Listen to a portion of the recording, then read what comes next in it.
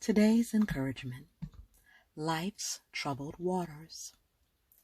Life doesn't leave us mark-free, especially now. We're wrestling through a civil rights movement, a global pandemic, and a year filled with the most unexpected events. But God doesn't leave us alone, even when we feel like we're at the bottom. He's there to wrestle with us, just as he wrestled with Jacob. God is a personal God. He meets with us in the midst of the pandemic, in the midst of job loss, in the midst of death. He's there to help us stay afloat as we navigate these troublesome waters of life. Like Jacob, let us stop wrestling with God and seek to be blessed by him so that we might move forward in his will. The story of Jacob and the time he wrestled with God tells of the victory that we too can have when we surrender our will and our lives to God. This is what it says. So Jacob was left alone, and a man wrestled with him till daybreak.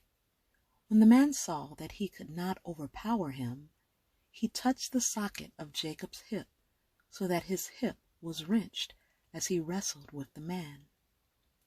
Then the man said, "Let me go, for it is daybreak."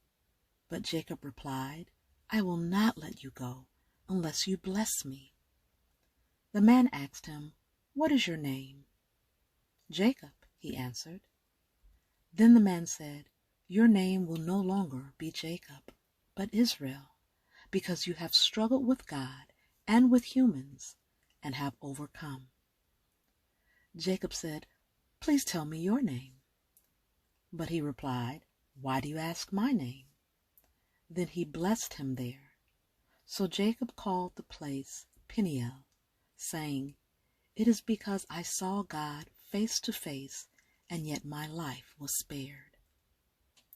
The sun rose above him as he passed Peniel, and he was limping because of his hip.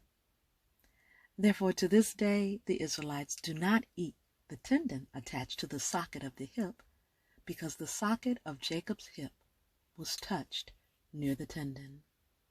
And that was found in Genesis 32, verses 24 through 32.